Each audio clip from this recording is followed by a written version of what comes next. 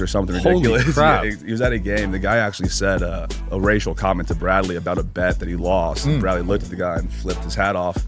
And then 2 days later, the police were calling saying Bradley's wanted for assault. And then a civil lawsuit was, drafted. And so I was on the front lines of that for a little bit. And then once we got the civil thing resolved, then I passed it off to the best criminal guy in town. And then from what I understand, it's all been put to bed now.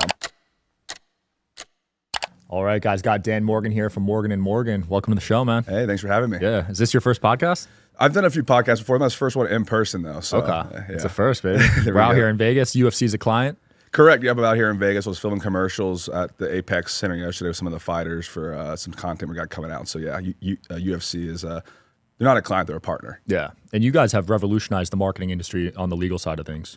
Yeah, I mean, we've been really trying to push it ever since, my dad he went on TV in 1988. He was one of the first attorneys to go on TV, at least in Florida. There's some people out west that were doing already, which you saw, so we kind of brought it there. But ever since then, we've always kind of been trying to push it to do new and exciting things, whether it be sports or influencers, and now obviously social media. You see probably tons of different lawyers on there now that are in your feed. So we definitely try to keep things interesting and go where the eyeballs are. Yeah, you guys even sponsor podcasts, I saw. Oh, lots of podcasts. Yeah. Maybe yours soon. Yeah, I hope so. No, it's cool, though, because I don't see any other law firms doing that, honestly. Well, that's kind of me and my team when we kind of were starting to look at where the eyeballs were and really where our people were going. You can only have so many commercials on TV. And even now I was thinking when I'm watching TV like this, scrolling and looking. So even when you're not hitting them there, you can be hitting them here. Facts. So yeah, I mean, it's definitely where I think everyone's going is more that social media and podcast. And when you get the actual readers and the people to do it live in it, like we have like Theo Vaughn and Tim Dillon and Bobby Lee and these guys that have like kind of cult followings, their fans hear them vouching for us, saying our name, saying how good we are. They're obviously going to come into the fold as well. And those guys are great too, personally as well. So that's how it all kind of started. I was friends with Theo. Wanted to get in the mix to test, some podcast sponsorships. We tested it, saw a huge spike in cases, and we're like, let's start doing this with more people. We did Barstool. So we've definitely been leaning into that space a lot. That's huge. And your onboarding process is insane. So basically people just download an app and they can have a lawyer ready, right? Pretty much, yeah. We try to make it as easy as possible. That's our slogan. It's easy. But yeah, essentially, you can call. We have Pound Law, so pound 5529 from your cell phone. You can call that. You can sign up. But yeah, you go online, and I think it's 8 clicks or less. Wow. We can get you signed up. Obviously, you have to have a case and be verified. Sometimes you get people that are making up facts, and you have to clear those out. But yeah, for the most part, you can get signed up really quick, and that's important, especially in our cases, because say you're not representing an insurance company calls you, you can sign something real quick, and all of a sudden, you just lost out on everything, not realizing what exactly you were signing. So we definitely try to get the clients signed up quick and then let the insurance company know, stop talking to our clients. You got to talk to us now. Yeah. And how do you feel about insurance companies overall? I mean, it's a necessary evil, I guess. I mean, they're definitely doing what needs to be done as far as providing the compensation, things like that. However, the way they go about it typically aren't they really nickel and dime and delay. Righteous claims too. I think there's all the time really where we know, hey, the client has $100,000 in medical bills. There's a $100,000 policy, and the insurance company will be like, all right, we'll offer you $40,000. Yeah. And then kind of they're always just you guys can go negotiate your medical bills, get those lower. They always just deny, and pay as low as possible. And I read an article that Warren Buffett put out. He's the owner of Geico. Berkshire. Yeah. He is? Oh, yeah. Oh, I didn't know that. Yeah. Geico's Warren Buffett. So that's a lot of where the money comes from. But yeah, so pretty much his paper to his executives was pretty much the longer we don't pay these claims, we take all that money that should be paid out, we can put that into the market, make the interest on it, and then if the lawsuit takes 3 or 4 years to play out, even though that money is paid, we can ride the market for 4 years. Oh. And then once we do pay the client, we at least made 8% on our money. Right. So it's kind of that game, delay as long as possible. And even now I have had a verdict for $2.6 million like 3 years ago. They appealed it. They lost the appeal. They still have the $2.6 million, and Progressive's like, hey, we'll pay you $100,000. Jeez. Even though the verdicts happened and they're still just appealing it, denying it. And yeah, I mean, eventually then they owe us fees and costs and everything. So you have to keep going through these processes, because even when you get a verdict, or even when they know they're supposed to pay, they still say no. Pretty much make me. That's crazy. Yeah. So you could get a verdict for $10 million, and they'll just take like 5-10 years to pay it all off. the time. Yeah, exactly. And sometimes you'll get a verdict for $10 million, and they'll say, all right, we'll pay you $5 now, and you're like, no. And you're like, all right, well, tell your client to enjoy the 3-year appeal process. They're never going to see that Holy money. crap. If you have an old client, you could have like someone in like their 90s. They don't really have that time, so you got to just kind of do what you do. You have clients sometime that know that, and they're like, listen, I know I have this great judgment, but I just want this done today. I want X amount in my pocket, just get it done. And the insurance company know that too, so they know like, hey, there's a person on the other side of this that really needs that money. They'll eventually take a 50% discount to get it in their pocket today, especially if they have bills at home and things like that. They get front burner issues that they got to handle. That's crazy. Yeah, that must be frustrating for you guys, because you guys have won some huge settlements. Oh yeah, I mean we've recovered over, I think now our number is somewhere around $24 billion. Holy crap! Since inception, yeah. So and that's like 30 years. We did $3 billion last year, and we're already over $2 billion this year. That's insane. Yeah. Do you ever expect it to get like this? Like, I mean, again, my dad started, so it was actually started in '88. I was born in '89. So I've seen the rise the whole way from Orlando, and then we went to Tampa, then Jacksonville, and then Atlanta. Those were first out of state. So my dad's slogan is grow or die. So he always wants to be improving and growing and getting bigger. I don't want to say I didn't see it coming, but it was also pretty humbling and amazing to see it all come into kind of fruition. right. Do you target the major cities? Is that how the growth works? Exactly, yeah. So, it started off in Florida, and then we went to Atlanta, and then we started going up the East Coast. Really kind of, it's easier to leapfrog to places where people already kind of know you.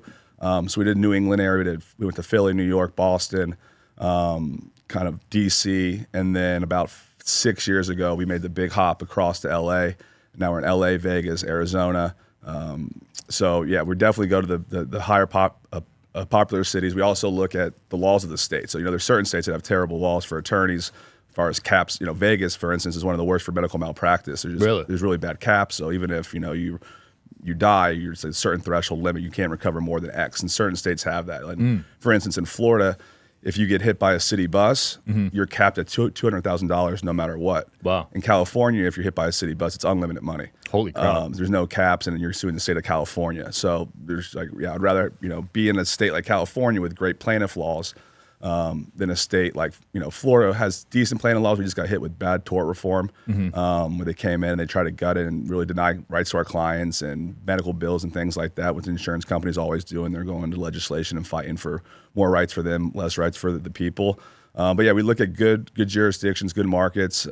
Chicago's one that's really big. We're not there yet. We're probably going to be there soon. Texas, we've been growing.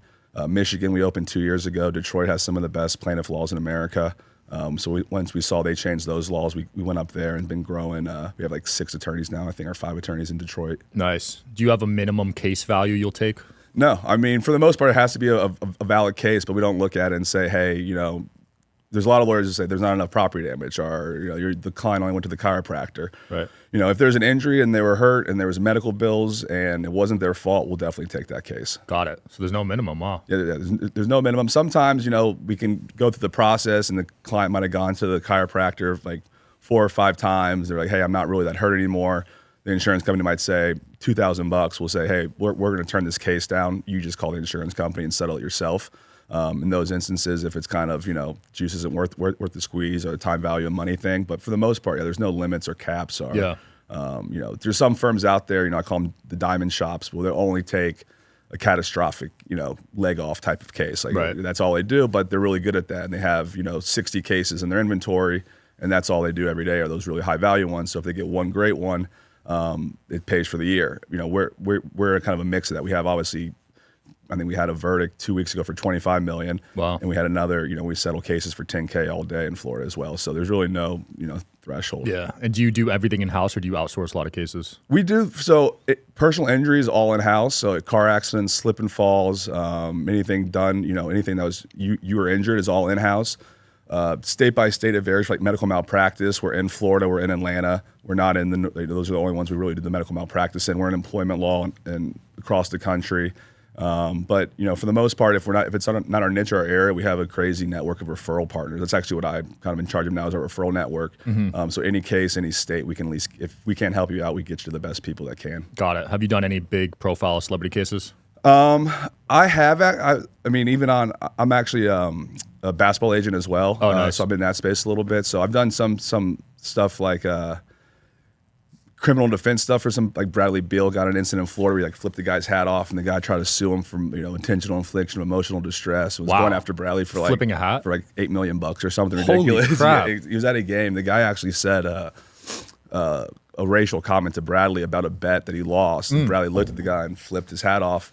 And then 2 days later, the police were calling saying Bradley's wanted for assault. And then the civil lawsuit was, drafted. And so I was on the front lines of that for a little bit. And then once we got the civil thing resolved, then I passed it off to like the best criminal guy in town. And then from what I understand, it's all been put to bed now. But there's been different celebrity stuff. We were involved in the guy. We represented the guy that got punched by Mike Tyson on the plane. Oh, I saw that. So we represented him. That was a bad one. Yeah, it was. But Mike's been good about it. We're on good terms with him. We actually sponsor his podcast. Oh, so yeah, I mean, it's cool to see him he kind of he knows he was in the wrong, obviously, and we're working through that. But yeah, there's been different ones. 50 Cent, we have a case right now. He threw a mic at a girl's head. He said the mic wasn't working. He didn't see her. And he threw it down, and it busted her open, gave her stitches. But yeah, we see all types of different cases. Yeah, if you're a celebrity, you're just going to be targeted no matter what. I feel like every year's a lawsuit. Exactly. I was talking to someone, I'm not going to say his name, but he's on a TV show right now, and he has some stuff that's coming after him. And he's like, if I wasn't me, this wouldn't even be happening. And I was like, he's like, not only that, but people think I have all this money. Like, they're asking me for millions of dollars, and I got, 6 figures in my bank account, but they think he's a celebrity. They think he's a target. He did something stupid that, wasn't a level to a crime, but now they're, I'm going to go and just sue this guy and try to get a money bag real quick. Nuts. And you could sue people for anything these days. Pretty much. I mean, that's what I always tell people. Like, there needs to be a claim. People, I get that question a lot in different podcasts. Can you just sue for anything? I mean, technically, yes. How long does it stay in the court systems? It's probably not long. If it's, really just has no merit to it at all, you're going to file a motion to dismiss. A judge is going to see it and dismiss it. Yeah. But for the most part, as long as you have like $500 cash and a computer, you can file a lawsuit almost That's anywhere. It? Wow. Yeah, so you could file it yourself. You don't even need a lawyer. Yeah, I mean, for the most part, small claims courts, all that type of stuff. Yeah, you can definitely go in and get it going. Wow, that's nuts. Yeah, even myself, I'm getting involved in legal. I'm not even a celebrity, but like a couple a year. Oh, I'm sure, yeah. Or you might say something on a podcast, or hey, this or that. It's nuts. And next and thing I feel know, like defamation or libel, or exactly. I feel like I try to do really good business with people, but just being a public figure, I guess, you're a target. Exactly. It's nuts. Did you follow the Trump case? I've been watching it. Yeah, I feel like it's one that shouldn't have. It's kind of wasting a lot of judicial resources. But I've been following it. I mean, it's kind of is what it was. It was kind of black letter type stuff, strict liability law they call it. It's like there's no like wiggle room. It's just did this happen, did that happen, did that happen, then it's done. But yeah, I've been following. I followed it a little bit. The hush money. I know he's got a few other ones that are lingering that are a little bit more significant than that one. So what's the problem with hush money legally? So really what it was an NDA, and there really is nothing wrong with an NDA. The problem was with the way that he labeled the money for tax purposes, I guess. He wrote it off. Exactly. And then that there's another, I guess, felony attached to it as well, that since he did it in furtherance of an election, that's where it got it to. So if he wasn't running for president, none of this would have ever happened. Wow. Yeah, for the most part. That's crazy. It felt really targeted. Oh, yeah, definitely. I mean, it was, in both sides going on. He's got the Hunter Biden, he just got convicted of the gun charges as well. Yeah. So there's definitely tons. That was shocking to me. Yeah, I mean, that took a while. The political judicial system is definitely being weaponized right now by both sides. It's not good to see because, all of a sudden this is going to start happening. You're going to start suing people left and right and losing merits. I'm hoping after the next, get through this election and get some more normalcy back in America. Yeah. Do you feel like it's pretty fair overall, the system, the legal system? I think the system's right. I mean, I was watching Trump in the way, he was going off on the judge. I mean, the judge was, in my opinion, he was playing by the book and doing the rules. And I mean, obviously he was giving some rulings that weren't great to Trump, but there were, rulings that were kind of, again, black letter law. This is what it is. And he gave some good rulings to Trump, but, so I think the way it played out, it was a good trial. Same with the Hunter trial. Their witnesses were allowed. The judge made the right rulings on which ones weren't and which ones were. But yeah, for the most part, I think the system's right. You're always going to get bad results. I mean, I've had verdicts where I've had a case that, appeals right now where I thought I should have won. And the jury just doesn't see it your way. I had a case where, we were asking for around somewhere around $1 million. The defense said the case is only worth $50,000. And the jury said $0. So we had the defense saying to give our client $50,000, and the jury still said nothing. So it does happen all the time. You're not always going to get it right, but I think for the most part, it's probably the best system we got going comparatively to anywhere in the world as well. Yeah, because you could have a black and white case, and all it takes is one guy on the jury, right, to mess that up. Exactly. Yeah. And that's crazy to me because personal bias. You know what I mean? Oh, yeah, and you do a good job in different states like Florida. You do the jury selection with voir dire. You go in and you ask a lot of questions, to figure out that bias. But then other states like Pennsylvania, you get like 5 minutes of that, so you really can't figure out like who's what. And you got sleeping giants are people that are sleeping saying I don't have any bias, meaning like meanwhile they're like I can't wait to get on this jury and either give this person a bunch of money or make sure this person gets no money. But they're like who doesn't like attorneys, and like, oh, I'm fine. And you go on there and you'll go on their Facebook sometimes doing the research and it'll be like Morgan and Morgan, I'm in court right now, I'm about to zip them and things like that. I mean, we've caught juries really doing that before. Where they get dismissed obviously pretty quickly, but they'll just sit there, lie and wait, try to get on the jury, and then zip you. Yeah, that's tough, man. Oh yeah, for sure. Wow. Yeah, these days you got to be careful what you're posting too. Oh, definitely. Oh yeah, people, and then there was someone I think it came up in the Trump trial. Actually, I think they're investigating right now. But I saw someone on a Facebook post or someone said, "Oh, my cousin's on this jury. They told me over the weekend they're convicting him." When the trial was still going on. The judge saw the post and actually told Trump's attorneys about it after the fact. So I think there's an appeal process going on. Holy crap. About that. Yeah, exactly. So that's nuts. Yeah, you definitely people are watching everything now. Oh yeah, I remember when my car got broken into, and I was supposed to get like $50K from Lemonade, but I had this one photo on my Twitter, I think, of I did a business transaction in the car. Yeah. And because of that, I lost the money. Oh my God. Yeah. You know what I mean? Yeah. So that was just dumb. Because I used to sell sports cards, and I had a bunch in my backseat. Yeah, and they're saying there's a business car or something. Yeah, and they only cover personal. Oh, geez. So yeah, you got to be real careful. And then the insurance company, oh, here's a line here, here's a line there, and even if you probably didn't get an attorney involved or anything, did you accept? I actually did. Yeah, exactly. But we ended up getting $5K instead of 50, basically. But yeah, exactly. Because even then they'll be like, no, this is the law, and then if say you didn't get an attorney, you're like, well, I guess that's what they're telling me, so it is what it is, and I'll sign off, not knowing that there could be some recourse there. But yeah, it's definitely they'll find loopholes all the time. Uber drivers, oh, you were driving for personal, you're driving for public. All right, that way we're denying your coverage. Uber denies, your personal denies. Now there's no coverage on either side. Yeah. Did you always want to become a lawyer growing up? I actually didn't. My dad says I went to law school under duress. Oh, wow. Yeah, but I wanted to be a sports agent. I am a basketball agent. I worked for Mark Cuban when I was in law school. Nice. And then at the Mavericks? Well, actually, yeah, I met Mark Cuban. I was at a Barack Obama fundraiser. I was like one of the youngest kids there. Mark was there. Mm-hmm. He was actually bartending for it. What? Yeah, exactly. He was like a celeb bartender. It was Mark Cuban. It was at Vince Carter's house in Orlando. Wow. During All-Star, like Orlando All-Star, or whatever that was. Like, I was still going into law school, so I'm like 12 years ago, 13, 14 years ago. But yeah, Mark was there. It was whenever Barack was going for his re-election. Mm-hmm. And he was like, what are you doing here? You're the youngest kid in here. I was like, oh, my dad's, is a bundler. He's helping out with the campaign. And he's like, I hate to be this guy, but what are you doing after this? And I was like, my buddy Marcus Jordan, it's Michael Jordan's son. He played at UCF at the time. I was like, it's his 21st birthday party tonight. I'm going to go to his party. And Mark's like, you mind if I tag along with you? I'm a 22-year-old kid. I got Mark Cuban asking to hang out with me in my hometown. I'm like, yeah, I think we can make that work. So we went out. We had a good time. We started emailing back and forth. I told him I want to kind of sponge him and just learn his business mind. So I didn't work for the Mavericks. I worked for Mark Cuban companies. So the way, like on Shark Tank, you do a deal, then you don't actually sign the deal. Then it goes to you got to make sure that everything they're saying is true. That's what they say. You check the books. So I was working on that kind of division, doing different deal sourcing and the legal work while I was in law school on those companies. I had a buddy that I lived with in college, Chandler Parsons, that we were hanging out at the time, and he was a free agent during the basketball. During the offseason, he had two teams that were interested in him, and I was talking to Mark on the daily, and the Mavericks weren't one of them. And I was like, hey, by the way, do you think would you be interested in Chandler? He's like, yeah, we want him really bad. And I was able to actually get Chandler like a few more $1 million than his agent at the time had on the table from the other team. And then that following summer, his agent hired me, so I went out and worked for Dan Fagan. Okay. It was called Relativity. He's since passed away. So I did that for the first 2 years. And then when I got out, I had job offers from both Mark and from the sports agency. And then my dad kind of gave me the opportunities. Like, if you want, you come back. I know you don't want to do this, but I think it's a better path for money and the way you can kind of grow your brand and still do your sports at the same time. So I kind of launched a boutique sports agency, was kind of doing that a little bit. Nice. Have a couple guys overseas, nothing too major. Do legal work for, like Anthony Edwards is a legal client of mine. I was Nice. reviewing contracts for him this morning.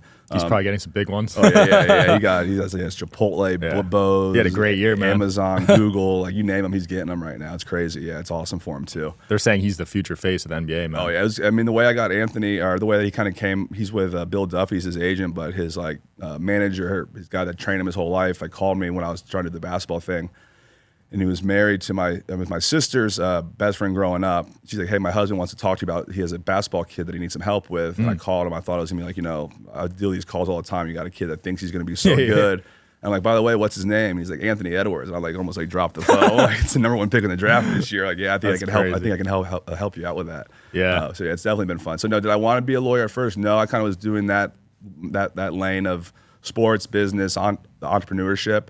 I got into the law in about I think I was after my second year, I had my first trial, got a $300K win, and I was hooked. I was like, yeah, this is what I want to do now. Yeah. I bet that was a huge adrenaline rush. Oh, it's the best. You got a taste of it. That's the best feeling. It's like I played sports growing up, so it's definitely it's the closest thing you get to that winning and losing that competition. Yeah. Grinding hard, putting the work in, seeing the results, and knowing I'm and then there's a purpose behind it too. And then you get the clients hugging you and crying and making a difference. Yeah, you're changing people's lives. Oh, it's crazy. Yeah. I have the one I'm so mad about right now, that 2.6 verdict. My client is a 52-year-old lady that's a receptionist at an eyeglass center, making $12 an hour or whatever it is, and I'm like, she's got all this, she should be retired and her life should be done, and but here's she's still going through it. So they're just gonna keep delaying it. Yeah. And it was a rear end accident, 2 back surgeries. They said that it wasn't, the back surgeries weren't caused by the accident. She never had back problems before, never had an MRI before, and after the accident, MRI, 2 herniations, back surgery. Oh, it's not from us. But whoa, exactly. That's their MO. They'll get a doctor,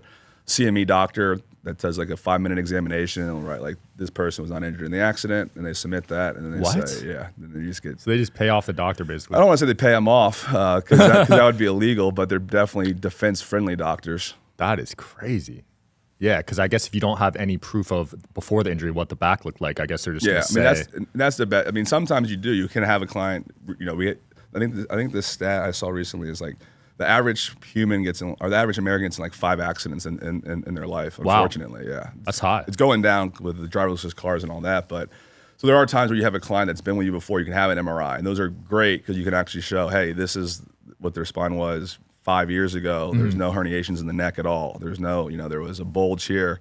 Here we are 5 years later, and now the neck's all flared up. The only thing that happened between now and that is, they got hit by a semi 3 months ago. And the insurance company will still say, well, that's just degenerative changes. They're going to get those herniations anyway. It's not from the semi. Got it. So you guys mainly focus on personal injury? Yeah, I mean, that's the bread and butter. That's really where, the majority of our lawyers are. But it's all, workers' compensation, employment law, mass torts, and class actions are really big for us, too. We had a $1.8 billion settlement against Porter. It was a Porter Ranch gas leak out in California where pretty much these houses were just being pumped with, people were getting, gas was going into their house, and they're getting headaches and nosebleeds and crazy stuff was going on. So it was a class action where you pretty much just go get a ton, the whole neighborhood goes and gets lawyers. We worked with a few other law firms on it. But yeah, class actions, these data breach cases right now are really big. Google Incognito, I don't know if you've seen that one that's been going on. No, I didn't see that. What happened? So pretty much you have the incognito mode where you think your browser history is not being recorded and all that, but it is the whole time. Exactly. Dude, I use that. Exactly. I use Safaris too. Oh, you can be a client. We can sign you up. Yeah. I wonder if Safari does that. I know. I mean, I know the Google one's going on pretty, and the signups are crazy. Holy crap! So how did they find out they were tracking on there? I don't know if it was a whistleblower or really what came out, but yeah, essentially they're still just harvesting all your data and all whatever you're looking at, and you're collecting that and still selling it off to companies, even though you're technically on. It's just a kind of a fake safety thing. The Brita one really shocked me. Did you see that one? What was that one? So the Brita water filter, they said they used to filter 99% of harmful ingredients. It was nowhere close to that. Yeah, it was nothing. Yeah, so a huge class action. Yeah, exactly. And I used that in college. Everyone did. Oh, I think I have 2 in my fridge right now. Yo, crazy. Yeah, actually, no, I just got that hydrogen. Have you seen that hydrogen? The one that shakes the water. It was a Gary Brecka. Yeah, thing. Gary Brecka. Yeah. Does that Have you noticed any results from that? Placebo maybe, but yeah, Right. I've been doing it, but it's been good. Yeah, it's hard to tell. Yeah, exactly. You know what I mean? It is yeah, exactly. But dude, a lot of these claims, like Roundup was a big one. Right? Roundup, we're heavy on that one. Monsanto, yeah, those are still going on. These opioid litigation, where we represent a lot of cities and municipalities, the state of Kentucky, against the opioid companies. Those are still so going. whole cities are going after. Yeah, essentially, it's like, hey, you pushed all these pills into our community, and now this city in West Virginia is just a shell of what it was because everyone's doped up and high and unemployed. So the cities are suing these manufacturers. They're getting tons of money, and then for hopefully prevention. So like, all right, what can we do now? And there's some issues right now where who's controlling the money and where's it going. I saw some cop, like a police department, bought like 8 Camaros with the opioid litigation. Like, how is this helping the opioid fights and stuff like that? But yeah, these cities are able to go and collect against the opioid companies. Yeah, these big pharma companies just build it in their budget though. Legal. Oh yeah, they're ready for it. Yeah, there's so many Ozempic lawsuits right now. Yeah, we're actually the first one to file the Ozempic lawsuits. Oh, you are? Yeah, wow. yeah. So we were first mover in that space. Yeah, pretty much like stomach paralysis. They start taking it and you just can't go to the bathroom anymore. Holy crap! Yeah, people are taking it to lose weight, and then their crap, stomach's literally paralyzed. Yeah. That's nuts, though. Oh yeah, exactly. And then they instead of going to the bathroom, they're like they have to throw up to get their food out, and it's just terrible stuff. I wonder if anyone's gone after the antidepressants like Xanax or clonazepam. I mean, I think I'm sure they have. The one that I think might is the study like the ADD medications that people are abusing, Vyvanse, all that type of stuff in college, and Adderall. The long-term effects, I don't know what it's going to be yet, but I feel like that can't be great. Yeah, well, now there's probably brain scans that are seeing the long-term effects 10, 20 years. Exactly, the heart just pumping. Your heart's going crazy. Yeah, you're a 15-year-old kid taking 40 milligrams of Vyvanse every morning for 10 I'm sure years. It was common in law school where you went. It was. I always kind of stayed away from it. Luckily, it always gave me bad reactions. It was always like, same. Yeah, I thought I was gonna die. Yeah, my heart. I'm just a cold brew guy. Yeah, no Western drugs for me, man. Exactly. Yeah. What do you got working on next? Any upcoming sponsors or anything fun? Yeah, we got like I said, we did the UFC thing. We're out here yesterday doing that. We got I'm going to London next week. We got a horse in the Royal Ascot races, so we have four of the people racing. Wow. We got into that a few years ago. My dad's from Kentucky, so he's always been big into the horse racing scene. So I'm going out there to do that. I think it's on Wednesday. Ultimate Grace and the Queen Mary Stakes. So that sounds fun. Wish us luck, yeah. And then as far as the law stuff, it's just a lot of the these newer markets. It's really been focusing on growing on growing those markets. So a lot of I think right now we're looking at doing deals with some of the. We've been doing more sports deals, so hopefully on the horizon we have one with the Miami Heat that should be getting done here. Luckily, knock on wood. We got a couple colleges teams that we've been looking at. We do the NIL stuff, so they got the football season and all that's going to be coming up here shortly. So we'll definitely be staying busy with all that. Yeah, you guys got to land Caitlin Clark. Right, she's hot right now. We have Juju Watkins, who I argue is better than Caitlin Clark. Whoa, she's I don't know if you followed her. She was a freshman at USC last year, but she's going to be the Michael Jordan of basketball. We got her early, playing as a keeper. So, dang, yeah. I honestly thought WNBA was done right? before Caitlin Clark. Like I thought it was dead. They've been losing money every year, but she's really changed things up. She juiced it back up, and it just. Now you turn on ESPN every morning, there's at least like 10, 15 minutes, talking about WNBA, where before you'd have to go to, ESPN The Ocho. Right. To get any coverage of it. And the players do not like her, which is weird to me. Oh, I know, right? It's like they're checking her, and it's like you should be thanking her for getting more eyeballs. But, that's with everything in life. They left her off, as soon as you get up to the top. The USA basketball is ridiculous to leave her off. You know that everyone wants to see her, even if she's playing 5 minutes a game. Just let her travel with the team and let her buy into the program because she's going to hopefully be playing for USA for the next 16 years. They would have all made more money if they had her on. It makes no sense. Oh, definitely endorsements and all that. It's probably just the other players that were seniors on there. Probably like, we don't want her on here. Blah blah blah. It's gonna be a distraction, and so you probably have some. I'm guessing here, but I'm sure you had some leadership of the older players saying we don't want her here. Yeah.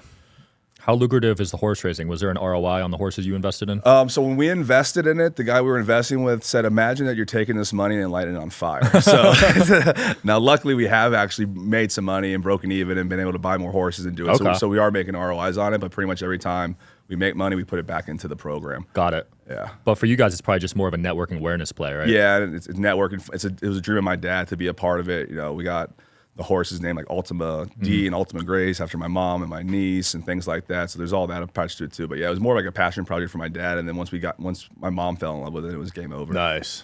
I feel that. Yeah, you probably have to win a race to make money, right? Exactly. Yeah. So like the Ultima Grace, the race that she won to get into this race was like, an 80K race. And once she's racing, it's a 200K race. Wow. You kind of keep going up. She's a 2-year-old now. And then once you get to like a 4-year-old, then you're in like the $1 million races. Okay. So that's the prime age of a horse, 4 years old? 3 is, I think the Derby horses are 3. Okay. Kentucky Derby, yeah, and they run like 3. But yeah, 3 to 4 is like when you want to be hitting your stride. Damn, so you got a short window. Oh, yeah. But the money is in the breeding. So like Ultima Grace, we had our first horse was Ultima D. Her baby was Ultima Grace, but her dad was American Pharoah, the Triple Crown winner. Wow. So since Ultima D was a good horse, American Pharoah's owners reached out to us and said, hey, will you breed Ultima D with American Pharoah? They did, and now we got this horse that's killing it. So if she does good, then you can start, breeding her babies, and then. So it's like an investment up front, and then you keep breeding. Like American Pharoah, luckily we didn't have to pay for it since they reached out to us. But like to have a child with him, if you're a female horse, is about $750,000. What? You could sell the babies for that? And that's just not even guaranteeing that it's gonna keep either. That's just like the vial of. So if you were smart, you would just buy the best horse and have a kid every year and sell them. Yeah, exactly. And that's what the sheiks and all that are doing. If you see, like they go to, I'm from Florida, so there's Ocala, Florida is like a huge horse place, but they have these giant mansions out there. These like sheiks fly in, they buy the best horses, they fly back. Same with Kentucky too. So yeah, that's what they do. It's just wait and breed this one with that one. Is it good? Is it not good? But it's all about the lineage. And so the racing's good. It helps cover some costs, but you're really just hoping that if he does win the Kentucky Derby, yeah, it's whatever, $1 million, $2 million, but you can be making $1 million, a week. A week? I mean, if you're a male horse, you if you're a male horse, that makes sense. Like American Pharoah has days where he's just got like 3 girls lined up. Holy crap! He gets massages. Yeah, I was thinking from a female point of view, but I'd rather have a male. The females, exactly. So the females are more valuable as far as that goes, because it takes longer to carry the horse, whereas the male can do it more frequently. But yeah, so. You can make more money on the males because of the frequency of it, but the women are really who you have to make sure the horses are going to be Got it. Wow, that's fascinating. I got to get out to a horse race one of these days. Oh, yeah, for sure. They'll come out. Yeah, I've never been. Keeneland's awesome. That's the one in Lexington that we always go to, but they're all over. You got to get to one. Hell yeah. Dude, it's been fun. Where can people find you and potentially hire you guys? So I'm on Instagram at Dan Morgan ESQ. ForThePeople.com is our website. You can go there to hire us. We're also For the People is our Instagram for our company Instagram as well. But yeah, pound 529, like I said, pound law is our cell phone number, so you can call that from your cell phone. Get hooked up right with us. Or yeah, just shoot me a DM, and I'm happy. I call myself the referral king. So I love it. Yeah, cool. We'll link it all below. Thanks for coming on, Dan. Absolutely. Thanks for having me. Yeah, thanks for watching, guys. As always, see you tomorrow.